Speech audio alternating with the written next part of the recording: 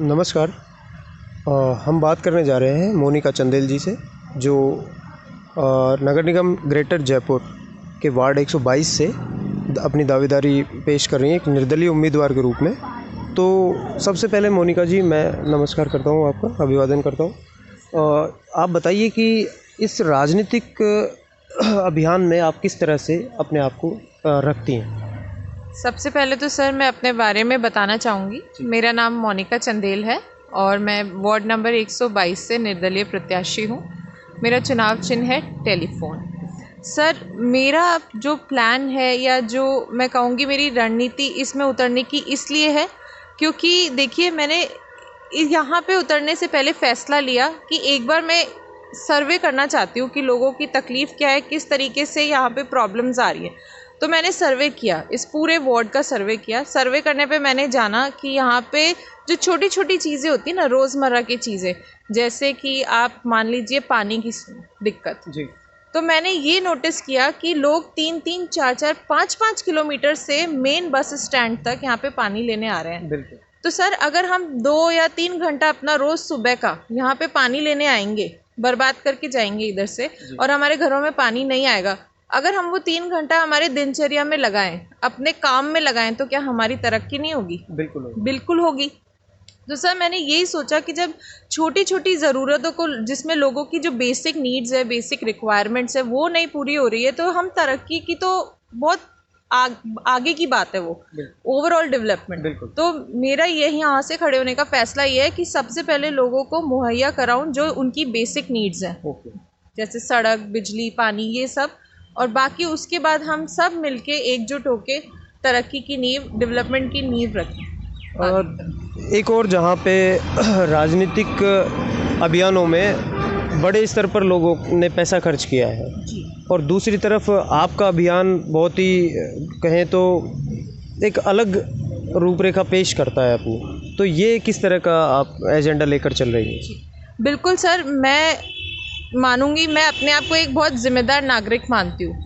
मैं हमेशा rules regulations follow करने वाली इंसान हूँ। मैंने पढ़ा न्यूज़पेपर में, इलेक्शन कमीशन के रूल्स रेगुलेशंस आए कि आप 2 गाड़ियों से ज़्यादा गाड़ियाँ प्रचार में यूज़ नहीं कर सकते। आप लाउड स्पीकर जो हम देखते हैं, जो प्रचारों में ज़ोर शोरों से यूज़ हो रहे हैं, वो नहीं कर सकते।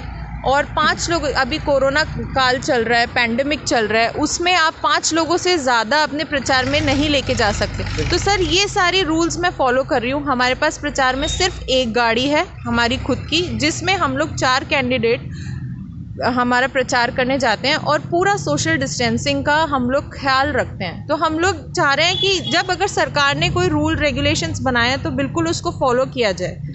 तो उन्हीं पे चल के आगे भी, मैं उन्हीं रूल्स रेगुलेशंस पे चल के भी वो आगे पब्लिक के लिए काम करना चाहती हूँ। बिल्कुल जो सरकार के तौर तरीके, कानून, कायदे हैं, क्योंकि मैं खुद वो पढ़ती हूँ, मैं एक जागरूक नागरिक हूँ, तो मुझे वो पता है कैसे करने हैं, और पब्लिक के थ्रू जो उनका विकास है वो भी इन्हीं पद चिन्हों पे चल के मैं करूँगी आगे।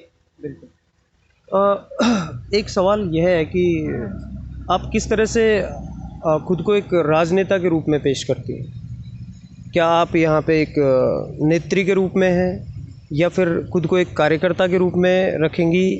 जनता से जुड़ाव के लिए आप क्या करेंगी? राजनेता में सर, सबसे पहले तो मैं मानती हूँ कि जनता का एक बहुत बड़ा पीछे हाथ होता है। राजनेता बनने से पहले आप जनता के कार्यकर्ता होते हैं। राजनेता का मतलब राजा नहीं होता, लोगों के बीच में जो काम करे, लोगों को साथ लेके जो काम करे, वो उनका नेता अपने आप बन जाता है। तो लोगों के बीच में रहना और लोगों की समस्याएं दिन रात देखना, मैं मानती हूँ मेरी नज़र में वो राजनेता है, जनता का नेता है। मेरा ये विचार है, इसलिए मैं अपने आप को लोगों का नेता समझती हूँ, ना कि एक ऐसा कोई कैंडिडेट जिसकी एक सिर्फ छवि दिखाई दे कि ये हमारा नेता है। ऐसा नहीं, लोग मुझे ये कहने चाहिए कि ये हमारे बीच से निकली है, हमारे बीच में आज तक खड़ी है और हमारे साथ ही चल रही है आगे तक। मेरा ये सपना है सर। तो आप अपने राजनीतिक करियर को कहाँ तक देखती हैं? कितनी लंबी आप एक लड़ाई लड़ने जा रही हैं इसमें? सर, लंबी लड़ाई का मैं यही कहूँगी, अगर मुझे जनता का सपोर्ट मिलता है तो मैं आगे तक इसको लेके जाऊँगी। गली से स्टार्ट करूँगी, मोहल्ले से स्टार्ट करूँगी, अपने एरिया से स्टार्ट करूँगी, धीरे धीरे अपने राज्य में लेके आऊँगी और राज्य से देश तक लेके जाऊँगी सर। अच्छी बात है। दूसरी बात यह है कि वार्ड 122 की अगर बात करें तो यहाँ पे ना पानी है ना सड़कें हैं, जो तो आप देख ही रहे होंगे। जी जी बिल्कुल। तो क्या हर बार चुनाव इन्हीं मुद्दों पर लड़ा जाएगा कि मूलभूत चीज़ें ही हों लोगों के पास? क्या एजुकेशन, हेल्थ, ये सब सेकेंडरी चीज़ें हैं, ये नहीं होनी चाहिए? ये बहुत अच्छा सवाल है सर आपका। मैं भी इस पे कुछ थोड़ी सी रोशनी डालूंगी। अगर मैं म्यूनसिपल कॉरपोरेशन का चुनाव लड़ रही हूँ, नगर निगम का चुनाव लड़ रही हूँ, इसका मतलब है, सबसे पहले मैं चाहूँगी संविधान के रूप में मैं आपको इसके बारे में बताऊँ। हमारे संविधान, भारतीय संविधान, कॉन्स्टिट्यूशन ऑफ इंडिया में शेड्यूल 12 है सर। उसके अंदर 18 सब पॉइंट्स हैं, सब आइटम्स हैं 18। वो सिर्फ ये नहीं कहते कि नगर निगम या म्यूनसिपैलिटी में सिर्फ सड़क, बिजली या पानी की व्यवस्था की जाए। वो 18 कुल पॉइंट्स है जिसमें लोगों का सोशल डेवलपमेंट मतलब यानी उनकी जागरूकता। मैं एक एग्जांपल के तौर पे इसको आपको समझाना चाहूँगी। अभी नदी नाले खुले पड़े हैं, ठीक है, इस पे मक्खियाँ बैठे या मच्छर भिन भिनाए, उससे बीमारियाँ होती हैं आगे जाके।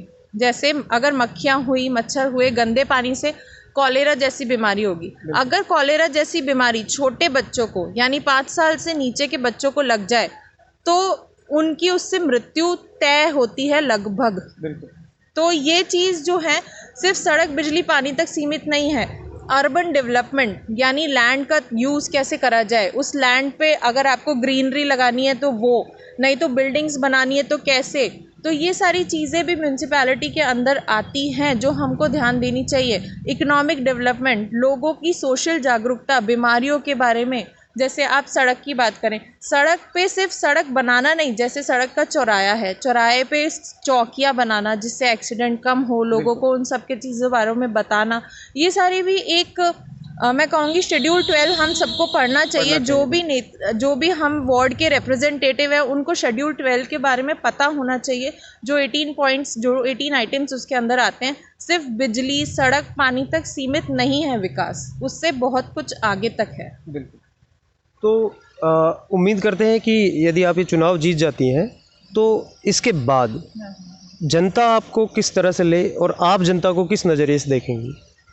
मैं नज़रिया सर मेरा ये बदलेगा नहीं कि मैं जनता के बीच में से आई हूँ और जनता के बीच में ही रहूँगी। ये मेरा नज़रिया कभी नहीं बदलेगा और मैं जनता का यही सपोर्ट मांगती हूँ कि वो भी मुझे अपने बीच में से ही समझें। अगर मेरे को जनता का साथ मिलता है और मैं विजयी बनती हूँ तो सर मेरे को 5 साल का कार्य का समय मिलेगा। इसमें दिन रात मैं जनता के साथ हूँ। मेरा ये मानना है कि मोहल्ले जो मिलेंगे हमको, जैसे एक वार्ड में मोहल्ले, कॉलोनियाँ होती है, तो मैं ये सोचती हूँ कि हर एक वार्ड में हर एक मोहल्ले का, हर एक कॉलोनी का एक मोहल्ला कमेटी बनाई जाए जिसमें वहाँ के ही लोगों के थ्रू जो उनकी प्रॉब्लम्स हैं वो सामने रखी जाए और लोगों को साथ लेकर हम उन प्रॉब्लम्स को सॉल्व करें। क्योंकि जो जहाँ का लोकल होता है, जो जिस गली में रह रहा है, जो जिस सोसाइटी में रह रहा है, उससे बढ़िया उस वहाँ की दिक्कत को कोई नहीं पहचान सकता। तो जनता का नेता वही है जो जनता को साथ लेके चले। मैं भी यही काम करना चाहती हूँ सर अपने आने वाले समय में। और किसी तरह का कोई सोशल मैसेज अगर आप जनता तक पहुँचाना चाहें इस पेंडेमिक में या फिर चुनावी उसको लेकर के, परिदृश्य को लेकर? सबसे पहला इस इलेक्शन के माहौल में पहला मैसेज तो ये है कि वोट ज़रूर करें सबसे पहला, क्योंकि आपका वोट आपका अधिकार है।